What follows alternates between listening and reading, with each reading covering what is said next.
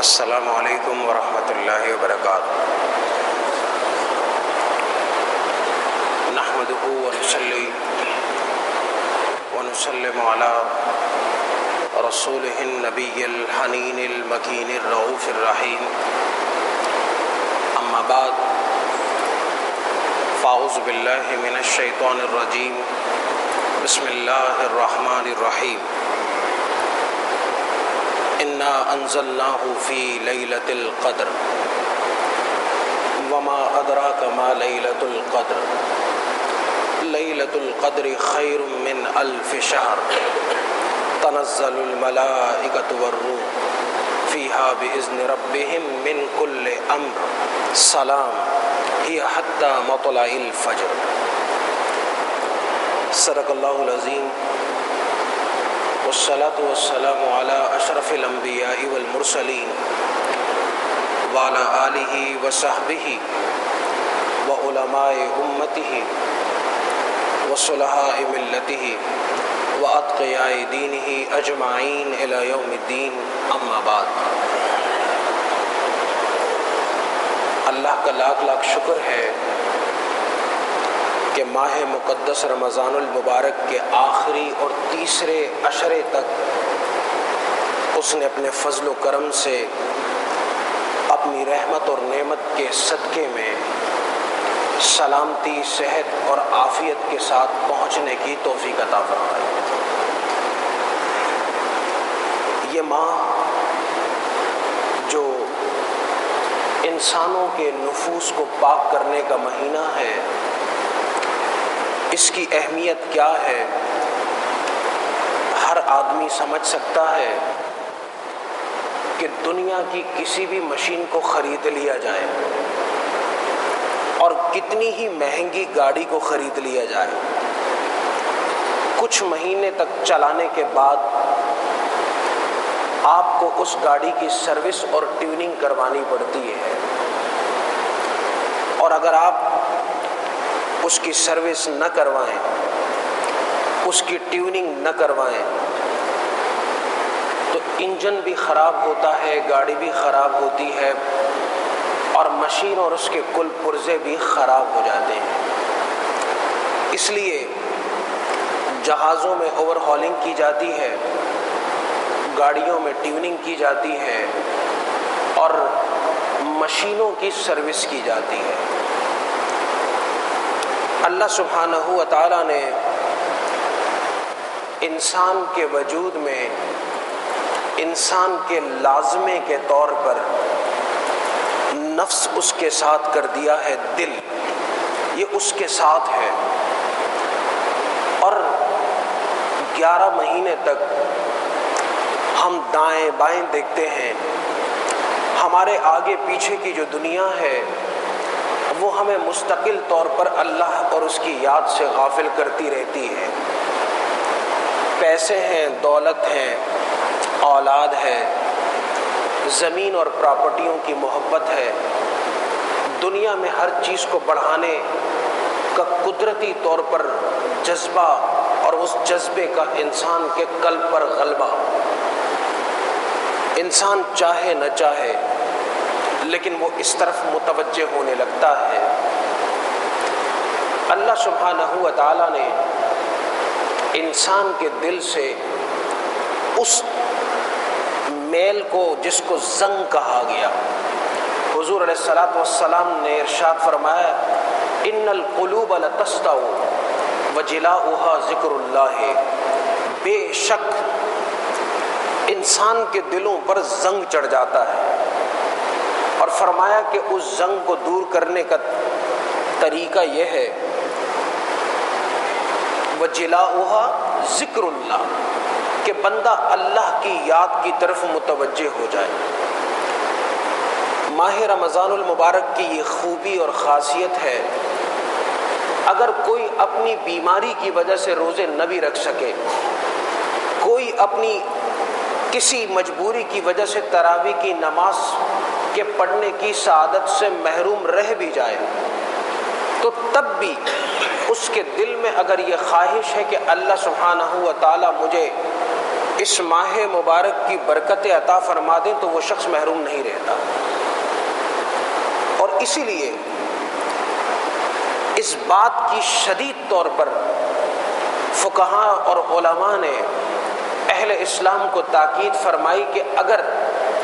آپ نے کسی مجبوری کی وجہ سے روزہ نہیں رکھا تو تب بھی آپ اپنے اس بے روزہ ہونے کی کیفیت کو دوسرے روزے داروں کے سامنے ظاہر نہ کریں. ان کے سامنے ویسے ہی بنے، آپ کا ایٹیچیوڈ اور بیہیویئر ویسے ہی ہو جس طریقے سے روزے داروں کا ہوتا ہے. ان کے ساتھ افطار میں بیٹھ جانا، ان کے ساتھ سحر میں اٹھ جانا، ان کے ساتھ عبادتیں کرنا. اللہ سبحانہ و تعالی اپنے بندوں کے معاملات سے بخوبی آگاہ اور باخبر ہے. اگر بیماری کی وجہ سے ایک شخص نے روزہ نہیں رکھا، تراویح کی نماز نہیں پڑھی، لیکن اس کے دل میں یہ طلب موجود ہے کہ میں ماہ مقدس رمضان المبارک کی نعمت، مغفرت اور بخشش سے محروم نہ رہوں، اور اس کے لیے وہ کوشش کرتا رہا، تو اللہ سبحانہ و تعالیٰ ایسے بندے کو کبھی محروم نہیں فرماتا. یہ مہینہ قرآن پاک کا مہینہ ہے. اللہ سبحانہ و تعالیٰ نے اپنے مقدس کلام میں ارشاد فرمایا کہ شہر رمضان الذی انزل فیہ القرآن، یہ وہ مہینہ ہے جس میں اللہ نے اس کا انتخاب کر کے قرآن پاک کو اتارا ہے، اور اس لیے اتارا ہے کہ اسے پڑھا بھی جائے، سمجھا بھی جائے، اور اس پر عمل کرنے کی کوشش بھی کی جائے، اور اس کو وسیلہ نجات بھی سمجھا جائے، اسے نظام زندگی بھی سمجھا جائے، اور مسلمانوں کی فکر کے اندر اس کو محوری نقطہ سمجھ کر کے مسلمانوں کی معیشت، معاشرت، ان کا اقتصاد اور سیاست تمام قرآن کریم کے گرد گھومنے چاہیے. آپ قرآن کریم کی ابتدائی 5 آیات کے اوپر کبھی غور فرمائیں. یہ 5 آیات جس میں اقرأ باسم ربک الذی خلق، خلق الانسان من علق، اقرأ وربک الاکرم الذی علم بالقلم، علم الانسان ما لم یعلم. آپ اگر علوم کے ساتھ کوئی شد بد رکھتے ہیں اور پڑھنے پڑھانے کے ساتھ آپ کا تعلق رکھا ہے، کبھی رہا ہے، آپ ان 5 آیات سے ہیومن فزیولوجی کو، بایولوجی کو، ایمبریولوجی کو اور ایپسٹمولوجی کو اور پوری مسلمانوں کی معاشرت، اس کے علمیاتی نقطوں کو خود برآمد کر سکتے ہیں کہ اللہ سبحانہ و تعالیٰ نے انسان کے متجسس ذہن کو، انکوائرنگ مائنڈ کو کس طرح اس ڈائیورژن میں، اس سمت کی طرف موڑا ہے کہ آپ پڑھ رہے ہیں کس چیز کو، اللہ کے کلام کو، لیکن متوجہ کس چیز کی طرف کیا جا رہا ہے؟ علم کی طرف، علم کی برانچز کی طرف، علم کی ڈائنامکس کی طرف، اور انسان کے ترقی کی راہوں کی طرف. قرآن پاک پڑھنے سے جو برکت حاصل ہوتی ہے سو ہوتی ہے، اس میں کوئی شک اور انکار کی گنجائش نہیں ہے. جہاں جہاں اللہ کے کلام کی تلاوت ہوتی ہے، اس تلاوت کی سماعت اللہ کے فرشتے آ کر کے زمین پر کرتے ہیں. اور اسی لیے فرمایا جس رات کو شب قدر بنایا گیا اور قرآن کریم کے نزول کی رات بنایا گیا، اللہ سبحانہ و تعالی اپنے کلام کی عظمت کے پیش نظر اس رات کو بھی عظمت والا بنا دیتا ہے، اور اتنا عظیم بنا دیتا ہے کہ صرف اعلان نہیں کیا کہ یہ عظیم ہے، بلکہ اس کی عظمت یہ ہے کہ جب جب قیامت تک یہ رات پلٹ کر کے آئے گی، اللہ سبحانہ و تعالی جبرائیل علیہ السلام کی قیادت میں لا تعداد 70,000 کا لفظ آتا ہے، لیکن یہ عربی میں لا تعداد کے لیے آتا ہے، لا تعداد فرشتے آسمان سے روانہ کر کے زمین پر بھیج دیتا ہے، اور ان کو حکم دے دیا جاتا ہے کہ زمین پر جو شخص کھڑے ہو کر کے، بیٹھ کر کے، رکوع اور سجدے کی حالت میں عبادت کرتے ہوئے ملے،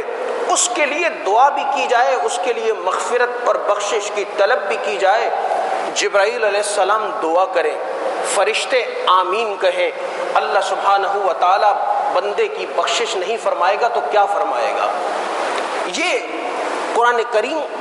اپنے تلاوت کے اعتبار سے نہایت متبرک کتاب ہے، لیکن یہ علوم اور فنون اور خود اسلامی علمیات ایپسٹیم یہ اس کا سنٹر ہے، بشرطے کہ ہم اس کو سمجھنے کی بھی کوشش کریں اور جو کچھ سمجھیں اس کو اخذ کرنے کی بھی کوشش کریں، اور جو اخذ کریں اس پر عمل کرنے کی بھی کوشش کریں، کیونکہ وہی بات اگر آج ہمیں امریکہ اور یورپ کا کوئی سائنسدان بتا دے تو بڑے سے بڑا آدمی کہتا ہے جناب یہ تو فلاں شخص کی تھیوری ہے، مارشل کی تھیوری آج بھی اکنامکس میں پڑھائی جاتی ہے سپلائی اور ڈیمانڈ کے حوالے سے، اور ہر پڑھا لکھا آدمی اپنی پوری اکنامک تھیوری اور اس کے علم کو اس پر بیس کر کے اپنی زندگی اس کے مطابق گزارنے کی کوشش کرتا ہے۔ اللہ سبحانہ و تعالی نے انسان کو صرف ایک نظریہ نہیں دیا، قرآن پاک میں فکر موجود ہے اور کتنے نظام موجود ہیں، خاندانی نظام کی پوری چابیاں موجود ہیں، شخصی زندگی کی کامیابی کی پوری جو شاہ کلید ہے ماسٹر کی وہ موجود ہے، انسانی معاشرت کے جو ڈھانچے ہیں سوشل اسٹرکچرز اور سوشل فیبرکس کے، اس کی تمام کامیابی کی چابیاں اس کلام کے اندر موجود ہیں۔ دنیا کا فسکل اور فائنینشل جتنا سسٹم ہے اس کی کامیابی کی چابیاں اس کے اندر موجود ہیں۔ تجارت میں کامیابی کیسے ہوگی یہ ہر تاجر آدمی، آپ کو پتہ ہے پوری دنیا کے اندر ورکشاپس ہوتی ہیں اور اس لیے کی جاتی ہیں کہ یہ ریفریشر کورسز ہوتے ہیں۔ اللہ سبحانہ و تعالی ماہ مقدس رمضان المبارک کے اس مقدس مہینے میں قرآن کریم کی تلاوت کے ذریعے سے قرآن کے علوم کا ریفریشر کورس اپنے ماننے والوں کو اور اہل ایمان کو اس لیے کرواتا ہے کہ اگر کبھی دنیا کی چکا چوند اور دنیا کی ظاہری علمیت کی وجہ سے ان کا اپنا یقین کمزور بھی ہو گیا ہو تو اثر نو قرآن کے ساتھ وابستہ ہو کر کے، قرآن کی تلاوت کر کے، اس کے فہم اور ادراک کے ذریعے سے، اس کے سمجھ اور بوجھ کے ذریعے سے وہ دوبارہ اللہ سبحانہ و تعالیٰ کے ساتھ قریب ہو جائیں، اس کے کلام کے ساتھ جڑ جائیں، اس کو اپنے لیے ہدایت سمجھنے لگیں۔ اس لیے یہ مہینہ قرآن کریم کا مہینہ ہے، ہم اپنے دنوں کو بھی اور اپنی راتوں کو بھی قرآن کریم کی تلاوت سے منور کریں، اس کے فہم اور سمجھ میں کچھ وقت لگائیں اور کوشش کریں کہ کچھ بھی نہ ہو تو روزانہ اللہ کے کلام سے ایک بات وہ ہمیں سمجھ میں آنی چاہیے۔ اگر آپ ایک پاؤ پارا یا آپ 2 سپارے پڑھ لیتے ہیں، 3 سپارے پڑھ لیتے ہیں اور ان میں سے کسی ایک بات کا بھی آپ کو پتہ نہیں چل پائے تو یہ بڑے افسوس کی بات ہے۔ اس میں کوئی شک نہیں کہ خالی تلاوت اس کا بھی بے پناہ فائدہ ہے۔ حضرت امام احمد بن حنبل رحمۃ اللہ تعالی علیہ فرماتے ہیں کہ مجھے اللہ سبحانہ و تعالیٰ نے اپنی شان کے مطابق خواب میں اپنا دیدار کروایا، اور جب مجھے رب تعالیٰ نے اپنے دیدار سے مشرف فرمایا تو میں نے اپنے رب سے پوچھا کہ اے میرے رب مجھے یہ تو بتائیے کہ آپ کو دنیا کے تمام اعمال میں سب سے زیادہ پسندیدہ عمل کون سا ہے؟ رب تعالیٰ کی طرف سے اس کی شان کے مطابق جواب آیا کہ اے میرے بندے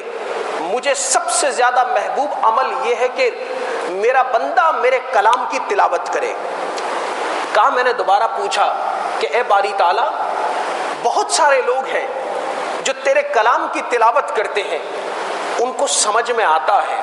اور بہت سارے ایسے ہیں جو تیرے کلام کی تلاوت تو کرتے ہیں لیکن ان کو سمجھ میں کچھ نہیں آتا۔ فرمایا رب تعالیٰ نے جواب دیا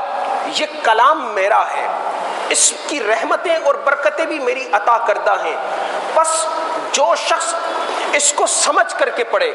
اس کے لیے بھی، اور جو شخص اس کو بغیر سمجھ کر کے محبت عقیدت اور احترام کے ساتھ پڑھے اس کے لیے بھی میری طرف سے بشارت ہے مغفرت اور اجر کی۔ اس لیے یہ مہینہ قرآن کریم کے ساتھ جڑنے کا مہینہ ہے، قرآن کریم کے ساتھ لو لگانے کا مہینہ ہے، اور وہ تمام بھائی جو اعتکاف میں اور وہ تمام بہنیں اور مائیں جو اپنے اپنے گھروں میں اعتکاف میں بیٹھی ہوئی ہیں، ان کی خدمت میں بھی یہ عرض ہے کہ اپنا زیادہ وقت قرآن کریم کے ختم پر لگایا جائے اور قرآن پاک کی تلاوت کو زیادہ سے زیادہ وقت دیا جائے، کیونکہ اس مہینے کی مناسبت قرآن کے ساتھ ہے اور قرآن کی مناسبت اس مہینے کے ساتھ ہے۔ اور یہ تو ہر مسلمان کو پتہ ہے کہ جب ایک مسلمان قرآن کریم کے کسی ایک لفظ کی تلاوت کرتا ہے، ایک حرف کی تلاوت کرتا ہے، حضور علیہ الصلوۃ والسلام نے فرمایا ہر حرف کے بدلے میں اللہ سبحانہ و تعالی عام طور پر اسے 10 اجر اور ماہ رمضان المبارک میں 700 گناہ تک اجر عطا فرما دیتا ہے۔ اور پھر حضور نے فرمایا کہ جب میں الف لام میم کہوں تو الف لام میم یہ ایک حرف نہیں ہے، فرمایا الف علیحدہ ہے، لام علیحدہ ہے اور میم علیحدہ ہے۔ یہ تو اس کا اجر کا معاملہ ہے۔ ہمارے فقہا نے یہاں تک لکھا کہ کوئی شخص پوری زندگی پہاڑوں پر رہا، صحراؤں میں رہا، جنگلوں اور دیہاتوں میں رہا، اس کے والدین کی طرف سے اس کی تربیت اور تعلیم کا اہتمام نہیں ہو سکا، لیکن اس کے باوجود اگر وہ قرآن کریم کو اپنے سامنے کھول کر کے بیٹھ جاتا ہے اور اس کے اوپر انگلی پھیرتا ہوا محبت اور عقیدت کے ساتھ اللہ کے اس کلام کے ساتھ اپنے تعلق کو ظاہر کر دیتا ہے، اللہ سبحانہ و تعالیٰ اس کو بھی پڑھنے والے کی مثل اجر عطا فرما دیتا ہے، اس کو بھی محروم نہیں فرماتا۔ رب تعالیٰ کی بخشش اور مغفرت تو بہانے ڈھونڈتی ہے۔ آپ اگر اپنی اولاد سے ناراض ہوں تو ہر والد کے دل میں ایک بات ہوتی ہے کہ اگر میرا بیٹا کوئی معمولی سی بھی ایسی بات کر دے جس میں اس کی طرف سے کوئی معافی تلافی کی بات ہو، ایکسکیوز کی بات ہو، تو میں آگے بڑھ کر کے اپنے اس بیٹے سے کہوں گا کوئی بات نہیں ہے۔ اللہ سبحانہ و تعالی محبت کرنے والی ماں کے مقابلے میں بھی 70 اور 700 گنا زیادہ اپنے بندوں سے محبت فرماتا ہے، بشرطے کہ بندے بھی اپنی محبت کا کوئی حق ادا کریں، بندے بھی اس بات کو سمجھیں کہ اللہ سبحانہ و تعالی اس وقت ہمیں بخشنے پر، معاف کرنے پر، اپنی رحمتوں اور قرب سے نوازنے پر تیار ہے، بلکہ کسی کے دل میں اگر یہ داعیہ پیدا ہو جائے کہ اللہ سبحانہ و تعالی اس ماہ مقدس کی رحمتیں مجھے عطا کر دے، لیکن وہ بندہ ناسمجھ ہے، وہ دعا نہیں کر سکتا، اس کے پاس الفاظ نہیں ہیں، وہ کسی عبادت کو نہیں سمجھتا، تو اللہ سبحانہ و تعالیٰ نے ایسے بندے کی مغفرت کے لیے سمندر کی اندر تیرنے والی مچھلیوں، ہوا کے اندر اڑنے والے پرندوں اور زمین کی پیٹھ اور پشت پر رینگنے والے چیونٹیوں کو اس بات پر لگا دیا ہے کہ میرے ایسے روزہ دار اور میرے ایسے سچے بندے کی بخشش اور مغفرت کے لیے تم دعائیں مانگتے رہو۔ رب تعالیٰ کی یہ نظر نہ آنے والی مخلوق ایسے بندے کے لیے مغفرت کی دعا کرتی رہتی ہے اور رب تعالیٰ ایسے بندوں کی بخشش فرماتا رہتا ہے۔ اللہ سبحانہ و تعالیٰ کی بارگاہ میں مسجع، مکفّا، شاعری یا نثر پر مبنی اس کلام کی اہمیت نہیں، دلوں کے اندر موجود جذبات کی اہمیت ہے۔ ضروری نہیں کہ آپ کسی کا کلام پڑھیں تو تب آپ کی دعا مکمل ہو۔ دعا تو انسان کے ان دل کے اندر کے مچلنے والے ان تمناؤں اور آرزوؤں کا نام ہے جو زبان سے وہ کہنا چاہتا ہے لیکن بسا اوقات الفاظ ساتھ نہیں دے پاتے، لیکن جب انسان اس کیفیت پر پہنچ جاتا ہے تو پھر رب تعالیٰ کو اس کی زبان سے نکلنے والے الفاظ مطلوب نہیں ہوتے، اس کے دل کے اندر موجود ارادے اور وہ تمنائیں، وہ خواہشات وہ مطلوب ہو جایا کرتی ہیں۔ اللہ سبحانہ و تعالیٰ انسان کے ظاہر کو نہیں دیکھتا، اس کے باطن کو دیکھتا ہے، اور اس لیے فرمایا کہ انما الاعمال بالنیات وانما لکل امرئ ما نوی، کہ تمام کے تمام اعمال کا دار و مدار بندے کی نیت پر ہے۔ بندہ نیت کر دیتا ہے اور اس کے نتیجے میں جو بھی عمل ہوتا ہے اللہ سبحانہ و تعالی عمل کو نہیں دیکھتا، اس نیت کے صدقے میں اس کو اس عمل کا اجر عطا فرما دیتا ہے۔ ہمارا جمعۃ المبارک اور وہ بھی متوقع جمعۃ الوداع جیسے مقدس موقع پر جمع ہو کر کے اللہ کے حضور عبادت کرنا، تمام تر کجی کے باوجود، تمام تر کمیوں اور خامیوں کے باوجود اللہ سبحانہ و تعالی اپنی شان کے مطابق اور اپنے وقار کے مطابق اپنے بندوں کو عطا فرما دیتا ہے۔ اسی لیے حدیث میں آتا ہے روزانہ جب افطار کا وقت ہوتا ہے تو اللہ سبحانہ و تعالی 10 لاکھ حضور کی امت کے ان بندوں کی بخشش فرما دیتا ہے جنہوں نے پوری زندگی گناہ کیا ہوتا ہے، ان پر جہنم کی آگ واجب ہو چکی ہوتی ہے، لیکن ماہ مقدس رمضان المبارک کا ادب، احترام اور روزے کی حالت میں ہونے کی وجہ سے وہ اللہ کے حضور صرف اتنا ہی کہہ دیتے ہیں کہ الہی مجھے بخش دے، اللہ سبحانہ و تعالیٰ معاف فرما دیتا ہے۔ 10 لاکھ افراد روزانہ افطار کے وقت ان کو معاف کر دیا جاتا ہے، اور جب اس ماہ مقدس کا آخری دن افطار کا آتا ہے تو اس وقت اللہ سبحانہ و تعالیٰ نے جتنے بندوں کو 28 یا 29 گزرے ہوئے دنوں کے افطار کے وقت معاف فرمایا تھا، ان تمام کے برابر، ان تمام کی مثل اور ان کے مجموعے کے طور پر آخری دن کے افطار کے وقت بندوں کی بخشش اور مغفرت فرما دیا کرتا ہے۔ اور یہ ان بندوں کے لیے ہے جو اس بات کی آرزو رکھیں، طلب رکھیں کہ اللہ سبحانہ ہوا تعالیٰ نے ہمیں ایک موقع دیا ہے، اور انسان موقع پرست ہوتا ہے، جب دنیا کے لحاظ سے اس کو موقع ملتا ہے وہ اس سے فائدہ اٹھانے کی کوشش کرتا ہے۔ آپ نے دیکھا ہوگا دنیا بھر کی منڈیاں جب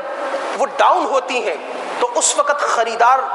اپنے پیسے لے کر کے بازار میں نکل پڑتے ہیں اور چیزوں کو خرید لیتے ہیں، اور جب ان کی قیمتیں زیادہ ہو جاتی ہیں تو ان کو بیچ دیتے ہیں، انہیں منافع ہو جاتا ہے۔ اللہ سبحانہ ہوا تعالیٰ نے یہ موسم وہ عطا فرمایا ہے کہ جس میں وہ بندوں پر اپنی کرم نوازی فرمانا چاہتا ہے، اور یہ ان کے لیے ہے کہ حضور علیہ الصلاۃ والسلام نے ارشاد فرمایا کہ من صام رمضان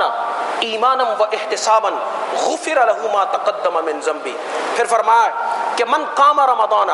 ایمانا و احتسابا غفر له ما تقدم من ذنبی، اور لیلۃ القدر کے تناظر میں فرمایا من قام لیلۃ القدر ایمانا و احتسابا غفر له ما تقدم من ذنبی، کہ جو آدمی رمضان المبارک کے مہینے میں احتساب کی نیت کے ساتھ روزہ رکھتا ہے اللہ سبحانہ ہوا تعالیٰ اس کے پچھلے چھوٹے گناہوں کو معاف فرما دیتا ہے۔ پھر فرمایا جو راتوں کے وقت کھڑا ہوتا ہے، تراویح کی نماز پڑھتا ہے، ٹی وی پہ آج کل مختلف قسم کے لوگ بیٹھتے ہیں۔ میں نے پچھلے جمعۃ المبارک یہ بات عرض کی تھی کہ میں نے پوری زندگی میڈیا پر گزاری، ہر بڑے نیٹ ورک پہ بیٹھے، لیکن میں آپ کو یہ بات وثوق سے عرض کر دیتا ہوں کہ ٹی وی پر آنے والے اور گفتگو کرنے والے 80% وہ لوگ ہوتے ہیں جن کا کوئی علمی پس منظر نہیں ہوتا، یا جو لوگوں کے درمیان اپنی سستی شہرت کے لیے وہ بات کرتے ہیں اور کرنا چاہتے ہیں جس کے ذریعے سے لوگ سمجھیں کہ یہ شخص سہولت دینے والا، آسانی پیدا کرنے والا، ہمارے بوجھ کو کم کرنے والا، اور پھر اس کے بعد اس کو اپریشیٹ کیا جاتا ہے کہ اسکالر تو وہ ہے۔ اور اسی تناظر میں ٹی وی کی اسکرین پر بیٹھ کر کے آج کل مختلف چینل سے یہ بات کہی جاتی ہے کہ اسلام میں کسی 20 رکعت کی تراویح کا کوئی تصور نہیں ہے۔ یہ انتہائی غلط بات ہے۔ حضرت عبداللہ ابن عباس حضور علیہ الصلاۃ والسلام کے چچا زاد بھائی ہیں، آپ فرماتے ہیں حضور صلی اللہ علیہ وسلم کی خود حیات طیبہ میں تمام صحابہ کرام 20 رکعت تراویح کی نماز کو ادا فرمایا کرتے تھے، اور پھر تہجد کی نماز کو علیحدہ ادا فرماتے تھے۔ حضرت ابی ابن کعب رضی اللہ تعالی عنہ کو حضرت عمر رضی اللہ تعالی عنہ نے اپنے دور مبارک میں تمام مسلمانوں کی تراویح کی نماز کی امامت پر متعین فرمایا، اور ان کی امامت میں مسلمان 20 رکعت نماز تراویح ادا کرتے تھے، اور آخر میں 3 رکعت وتر نماز تراویح کو ادا کیا جاتا تھا، اور اسی پر عمل ہوتے ہوتے آج بھی حرمین شریفین میں تمام تر دوسرے علمی اختلافات کے باوجود آپ مکہ معظمہ چلے جائیں، مدینہ طیبہ چلے جائیں، اور جا نہ سکیں تو لائیو ٹیلی کاسٹ کو دیکھیے گا، وہاں 20 رکعت نماز تراویح ادا کی جاتی ہے۔ یہ اس بات کا ثبوت ہے کہ حضور علیہ الصلاۃ والسلام سے لے کر کے آج تک مشرق ہو یا مغرب، شمال ہو یا جنوب، مسلمان اس بات پر متفق ہیں کہ تراویح کی نماز وہ 20 رکعت ہے اور اس کو 20 رکعت ہی ادا کیا جانا چاہیے، اور اس لیے ادا کیا جانا چاہیے کہ یہی وہ موقع ہے کہ جب مسلمان حفاظ اپنے قرآن کریم کو اہل ایمان کو خوش الہانی کے ساتھ سناتے ہیں، قرآن پاک کے حفظ کو اسی تراویح کے ذریعے سے باقی اور برقرار رکھا جاتا ہے۔ یہی وہ مہینہ ہے کہ جب قرآن نہ پڑھ سکنے والے وہ بھی قرآن پاک کی تلاوت سے محظوظ ہوتے ہیں۔ اس لیے یہ کہنا کہ کوئی تراویح کا تصور نہیں ہے، کسی کے علم میں نہ ہو یا کوئی خود جاہل ہو، کسی کا اپنا مطالعہ نامکمل ہو، کوئی خود دین کو نہیں جانتا ہو یا سستی شہرت کا حامل ہو، میرے لیے یہ کہنا بہت آسان ہے کہ اسلام میں سود جائز ہے، یہ بہت آسان ہے کہ اسلام میں کسی حجاب وجاب کا تصور نہیں، اس سے مجھے شہرت تو مل سکتی ہے، لیکن یہ اللہ اور اس کے رسول کے ساتھ غداری ہے، دشمنی ہے، اور پوری امت کے اجماع سے انحراف ہے،